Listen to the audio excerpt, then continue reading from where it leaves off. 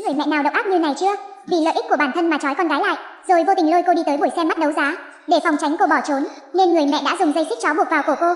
Các công tử ở đây đều cười chế nhạo cô, nói cô giống như một con cún vậy. Người cha lập tức tuyên bố, chỉ cần đổi lại được thư mời của Vương Thần, thì mình sẽ đồng ý bán cô với 5.000 tệ. Hóa ra Triệu gia bị các thế lực khác bài trừ, vì muốn giải quyết khó khăn trước mắt, nên bọn họ nghĩ đủ mọi cách để có được thư mời của Vương Thần. Nếu có được thư mời, thì họ có thể bình an bước vào giới gia tộc thượng lưu. Không ngờ rằng lại bị con rể phá hoại. Tuy nhiên lần này cũng không ngoại lệ. Chàng trai biết vị hôn thê xảy ra chuyện, lập tức sai thuộc hạ cầm thư mời tới cứu người phụ nữ của mình. Hóa ra chàng trai là Vương Thần, thống lĩnh đội quân hàng vạn binh lính. Anh có trong tay quyền lực vô cùng tối cao. Lần này anh nhất định phải cho Triệu gia trả giá đắt. Vì vậy đã công bố trừng trị Triệu gia trong buổi lễ mừng thọ. Vào ngày lễ mừng thọ, cả gia đình kiêu ngạo đi tới, không ngờ lại nhìn thấy con gái mình đang đẩy mẹ của Vương Thần. Bọn họ không biết gì lại bắt đầu sỉ nhục. Hôm nay là lễ mừng thọ. Mẹ của Vương Thần đại nhân. Tóm lại, tên phế vật kia sao có thể với tới được chứ?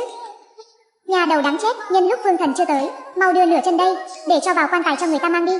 Đúng vậy, thật là tức chết mà. Hôm nay cũng là lễ mừng thọ của dì Lâm, chúng tôi sao phải đi chứ? Em gái tốt của chị à, không đi cũng được. Nhưng cô không có thư mời, thì cô có thân phận gì mà vào trong được chứ? Bữa tiệc này sắp bắt đầu rồi. Chi bằng cô hãy khiến không khí náo nhiệt hơn bằng cách cởi quần áo rồi nhảy cho mọi người xem. Ây gô, đúng là ý hay.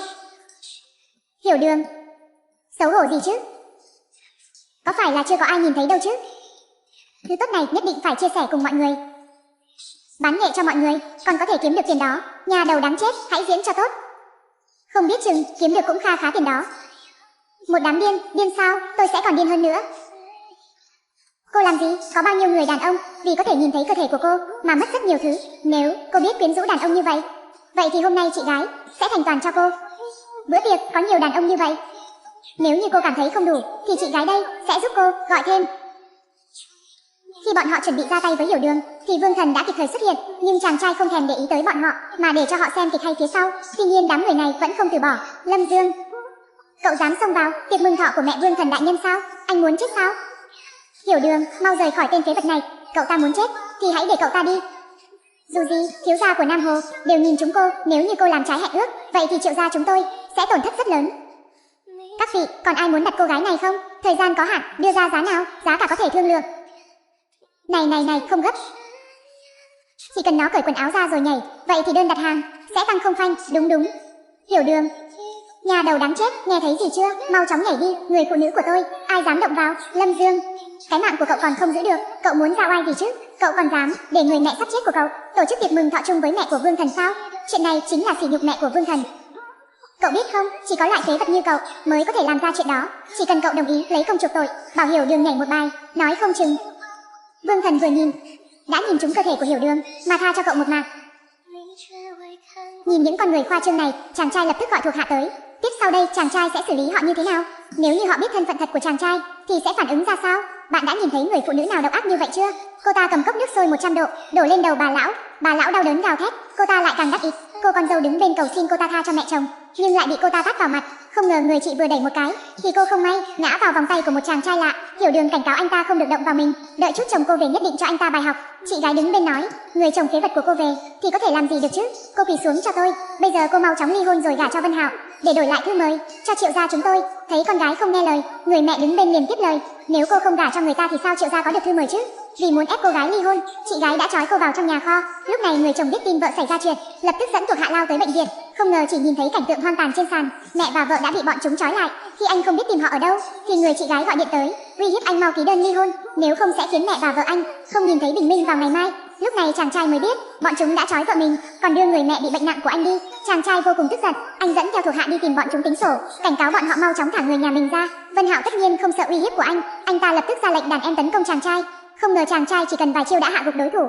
Vân Hạo bị sỉ nhục nên đã đưa mẹ chàng trai ra để uy hiếp. Thoải mái chút nào, Lâm Dương. Cậu hôm nay hãy chơi một trò chơi với tôi.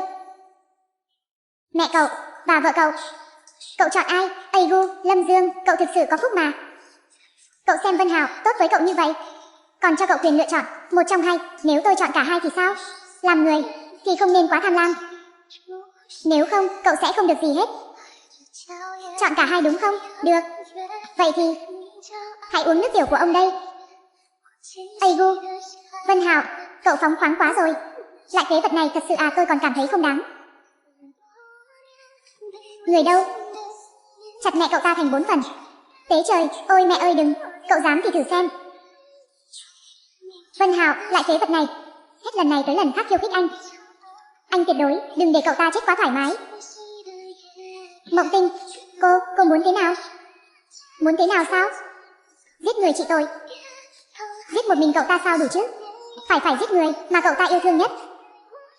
Ví dụ như, lại thấp hèn như cô. Tôi nói với anh, trên thế giới này, Vân Hạo tôi, không có người phụ nữ nào là không có được, trừ khi cô ấy không phải là phụ nữ. Hoặc là cô ta không phải là người. Cái gì? Ý của Vân Hạo chính là bảo cô cầm dao, rạch vào mặt cô 2 cái. Như vậy sẽ cho hai phế vật như các người thời gian bỏ chạy. Hiểu Đường đừng. Nhận thấy người thân bị thương như vậy, chàng trai tức giận lấy điện thoại ra, gọi cho thuộc hạ, hóa ra chàng trai chính là Vương Thần đại nhân, dưới trướng có hàng ngàn binh lính, không thể đếm xuể, là người mà không ai có thể động tới. Không lâu sau thuộc hạ của anh sẽ tới, tiếp sau đó chàng trai sẽ xử lý họ như thế nào? Cô gái lần đầu đi tham gia họp lớp cùng bạn, không ngờ vừa đi vào phòng thì bị bạn ép uống rượu một cách vô tình, chỉ vì cô gái về muộn một chút thì sẽ bị trừng phạt. Cô gái nói mình không uống được nhiều, bạn học đứng bên thấy vậy, liền đi tới tát mặt cô và nói không được cũng phải được, hoặc nếu không uống được, vậy thì cởi quần áo ra, sau đó hát cho mọi người nghe một bài. Hát cái gì chứ? Nếu cô không tỉnh táo, tôi nói với cô, tôi có 2 chàng trai rất sung sức này, có thể giúp cô tỉnh táo. 2 người các người còn không mau giúp cô ta tỉnh táo, đi. Cái gì? Đừng qua đây. Dám động vào người phụ nữ của tôi, chết. Ai đây? Hóa ra là tên phế vật, chỉ biết nói mồm. Sao nào, hôm nay muốn làm gì chứ? Cậu có biết đây là cây TV cấp cao nhất ở Nam Hồ không? Tôi khuyên anh trước khi bị người ta đuổi đi thì mau chóng rời đi. Hiểu Đường, anh xin lỗi, là lỗi của anh nên đến sớm hơn. Em không sao chứ? Lại phế vật nhà cậu, còn đóng giả gì chứ? Mộng Tinh đã nói chuyện tốt của cậu cho chúng tôi rồi, thẻ đen trong tay cậu chỉ là giả. Sao đặt được phòng ở đây? Lâm Dương à, tôi nói với cậu một sự thật, Vương gia đã đưa thư mời tiệc mừng thọ của mẹ Vương Thần. Triệu gia chúng tôi sắp đổi đời rồi. Mộng Tinh à, cô thật sự đã lấy được thư mời của Vương Thần sao? Có thể cho tôi xem không? Đúng vậy, Nam Hồ bao nhiêu người đã bỏ ra rất nhiều tiền và quan hệ đều không lấy được thư mời này. Mộng Tinh, cho chúng tôi xem với. Ai ra, tôi không giống với loại phế vật này, tôi đã có được thư mời trong tay. Mộng Tinh, sau này chúng tôi đều là người của cô. Vậy được thôi, chỉ cần cởi được quần áo của Triệu Hiểu Đường, tôi sẽ nhắc tới các người trước mặt Vương Thần đại nhân. Bây giờ tôi có thể là chủ nhân của Vương gia. Có biết Vương gia là ai không? Năm đó nhận được sự chỉ đạo của Chu Tước đại nhân, đã trở thành người có quyền có thế nhất Nam Hồ này. Cậu có tin ông ấy chỉ cần chỉ tay thì có thể ăn mất cái đầu của cậu không? Em khó chịu quá, em khó chịu quá.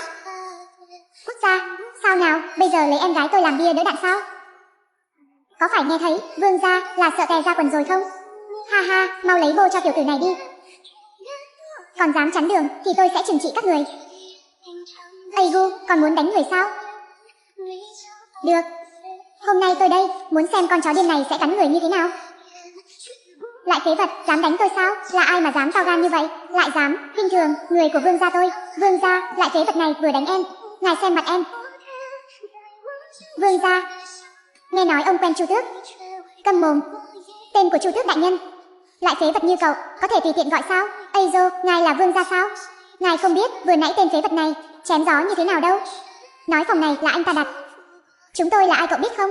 Không có thẻ đen của Vương gia thì không được đặt phòng này đâu. Vương gia, chúng tôi hưởng phúc của ngài mới có thể đến cây TV lớn nhất Nam Hồ để thấy được sự sang trọng nơi đây. Nếu ngài có vấn đề gì thì có thể tới tìm tôi. Chỉ là một chiếc thẻ đen thôi mà. Vương gia chúng tôi có rất nhiều. Vương gia, vậy ông hãy cố mà hưởng thụ đi. Chúng ta đi thôi. Chờ chút, tôi đã nghe thấy từ lâu rằng cậu rất thích nói phép. Tôi muốn xem cậu có tài năng đó đến mức nào. Thấy ông già khoa trương như vậy, chàng trai quyết định không cho ông ta yên. Anh lấy điện thoại ra gọi cho Lễ Tân thanh toán để xem ông ta sẽ xử lý như thế nào. Hóa ra chàng trai là Vương Thần của đội quân hàng ngàn binh lính.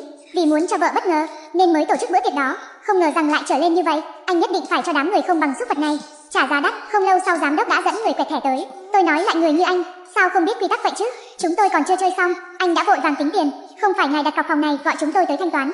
Vương gia à, chuyện gì vậy? Chúng tôi còn chưa chơi xong, ông vội vàng gì chứ? Vương gia, thanh toán đi. Nếu ông không thanh toán thì để tôi. Lâm Dương, anh đừng ra vẻ nữa. Chuyện đã tới nước này anh còn muốn lấy thẻ đen của anh ra lừa người hay sao? Lại phế vật này biết không sợ súng sao? Thẻ đen thật đang trong tay của Vương gia. Ồ, Vương gia, tôi có chuyện, tôi đi trước. Không được, không thanh toán, không được rời đi. Tiếp sau đó chàng trai sẽ khiến bọn họ phải xấu mặt như thế nào? Bạn học biết được thân phận của chàng trai sẽ có phản ứng thế nào? Cùng đón chờ nhé. Được rồi, tới đây thôi, nhấn theo